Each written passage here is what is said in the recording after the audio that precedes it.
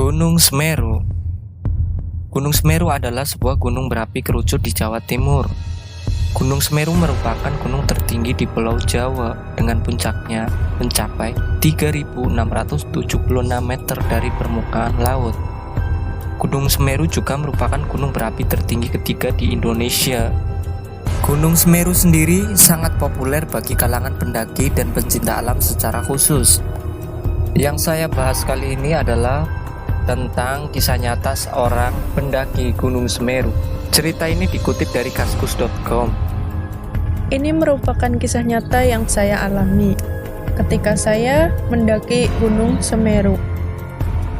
Saya adalah perempuan satu-satunya di antara 5 rombongan tersebut. Kejadian ini bermula pada bulan Agustus tahun lalu. Sebelum memulai pendakian ekspedisi, kami bertemu seorang pendaki wanita bernama Santi di kaki gunung. Rupanya ia berniat ingin melakukan pendakian seorang diri. Merasa sama-sama hendak mendaki, akhirnya kami menawarkan pada Santi untuk bergabung dengan rombongan kami. Awalnya, rombongan kami merasa keberatan. Namun, setelah saya memberi pengertian, akhirnya rekan-rekan saya dapat menerima kehadiran gadis tersebut. Selama perjalanan, terlihat jika Santi memang orang yang mudah bergaul. Sehingga perjalanan yang seharusnya terasa berat, kami jalani dengan ringan. Tak terasa hari mulai gelap. Karena jalan yang kami lewati mulai diselimuti dengan kabut, akhirnya kami sepakat untuk istirahat meneruskan perjalanan untuk esok hari. Malam itu, kami mendirikan beberapa tenda untuk tempat beristirahat. Karena Santi wanita yang memerintahkan agar ia tidur bersama saya, sesuai kebiasaan, kami menugaskan salah seorang dari kelompok kami untuk berjaga-jaga dari serangan binatang buas. Kebetulan saat itu yang mendapat tugas untuk menjaga adalah rekan saya yang bernama Robi, ditemani oleh seekor anjing.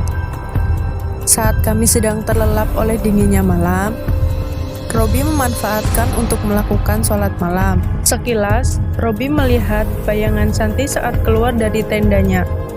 Merasa curiga, diam-diam Robi bersama anjingnya berusaha membuntuti Santi.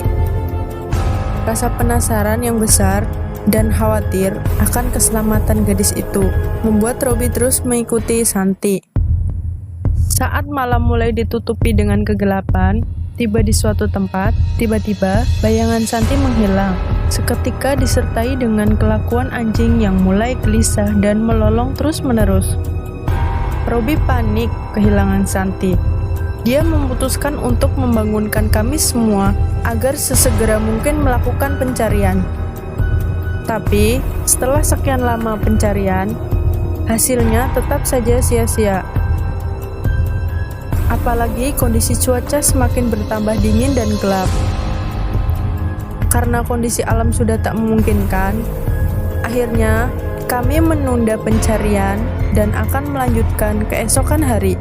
Esok harinya, kami kembali meneruskan pencarian.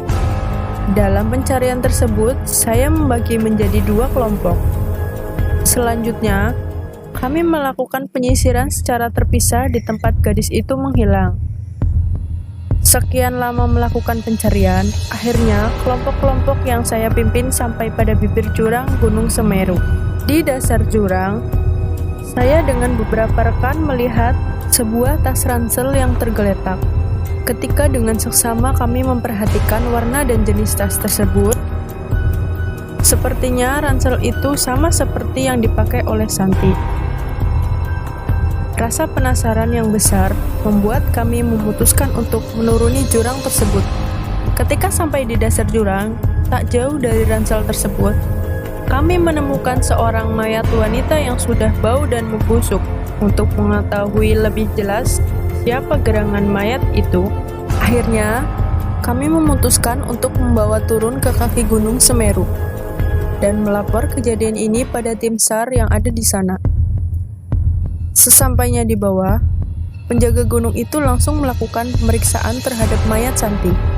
Setelah mendapat keterangan dari tim SAR, Kami benar-benar terkejut karena mayat yang kami temukan sudah sebulan lebih dicari-cari oleh mereka. Mendengar keterangan dari para penjaga itu, saya langsung terduduk lemas.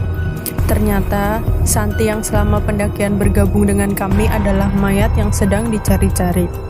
Itulah kisah yang pernah saya alami saat pendakian Semeru.